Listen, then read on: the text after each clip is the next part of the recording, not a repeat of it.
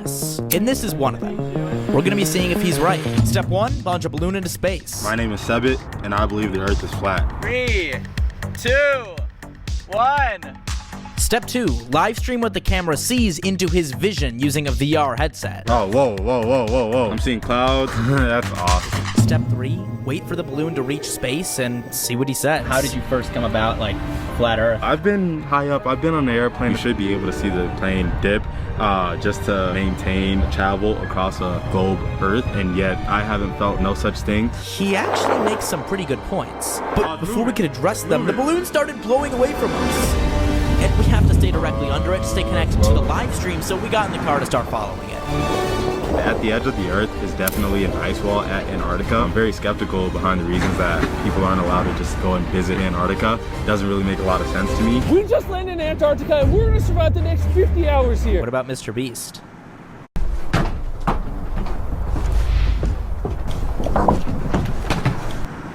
The balloon was getting higher and we were still driving, but I had some more questions to ask him. What about the idea of, like, falling off the edge of the Earth? On a flat Earth, as you go towards the edge, you wouldn't necessarily just like fall off. You'd be able to kind of just like turn the corner and be able to walk down the edge. Unfortunately, it doesn't seem like anybody's going to be able to get that opportunity. I don't think that they're letting anybody off or get anywhere close to Antarctica. You got some people blocking out Antarctica. You know, that is so far outside of the realm of physics that I can't even put it in my head. We'll hear more from the professor later. I don't know about you guys, but so far it's looking pretty flat. The land around us certainly looked flat, but that made sense.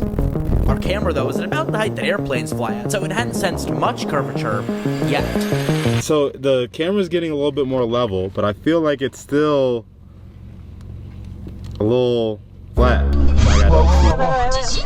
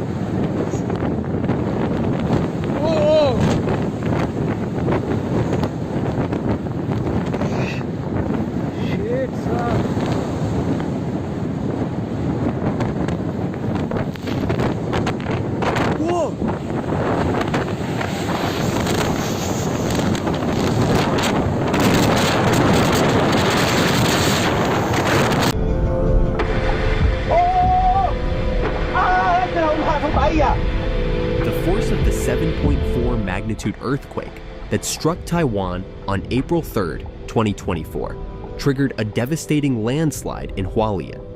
Mountains gave way, sending huge volumes of rock and soil crashing downward in a terrifying chain reaction.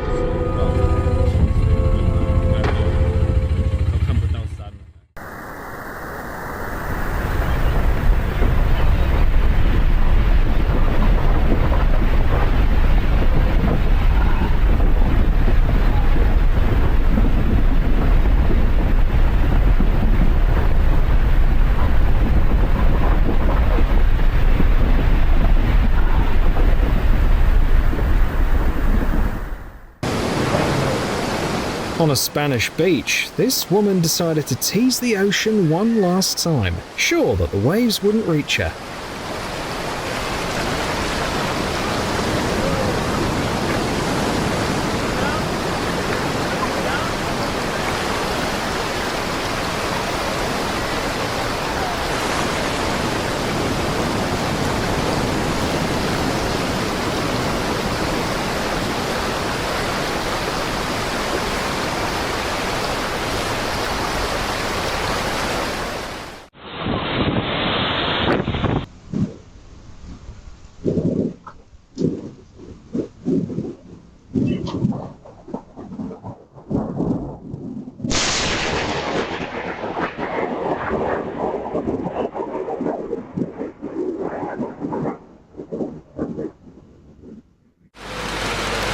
Tourists will surely never forget this cruise on Lake Dora in Florida.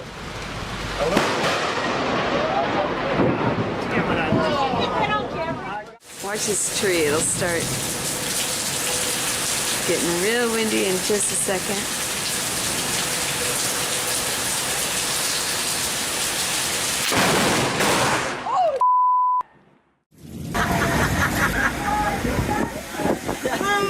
Didn't know you could run that fast. So after 12, 13, or 14 are all good.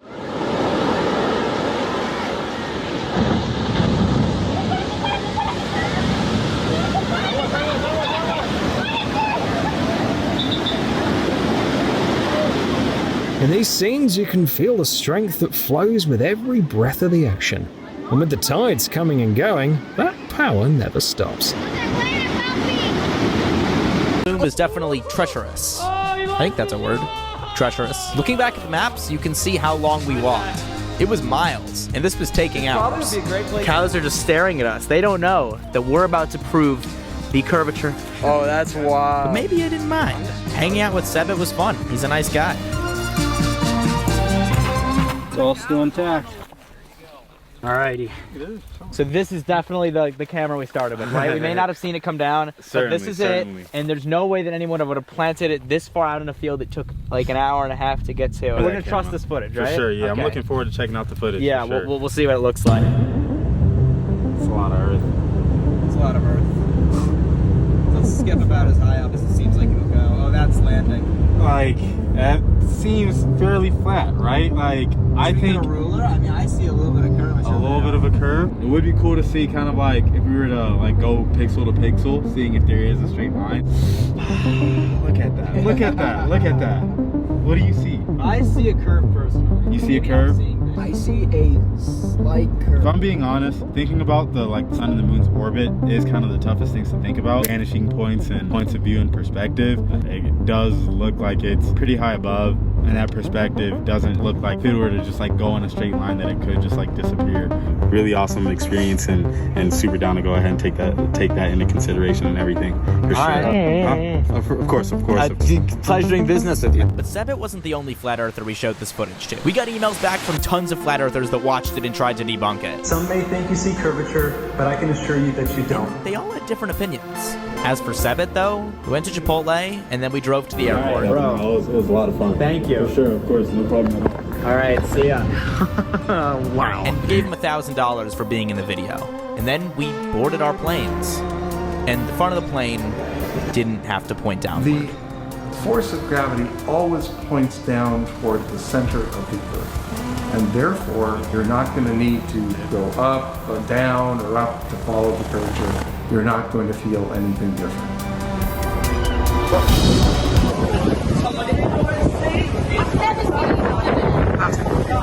Passengers aboard a cruise ship off the coast of Florida were stunned when a violent tornado came dangerously close to their vessel.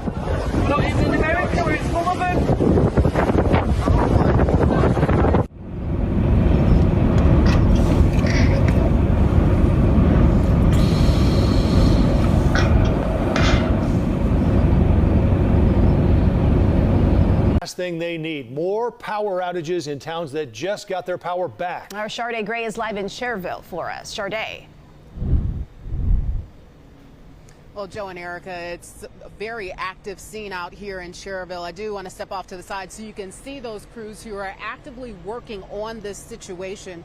We do know that NIPSCO, they told us that they were notified of a pole fire here in this town in Cherville. Now you're taking a look at who are all impacted. As of now, we know Cherville, Highland, St. John, Munster, and Dyer are affected. Cherville's fire chief tells us that based on information they have from utility contractors on scene, it appears the sleeves failed, causing the power lines to fail. They're asking that everyone please avoid the area and use caution around any down power lines. Dyer's town manager told us that 3/4 of the town lost power again. He says they still hadn't had everyone's power restored, but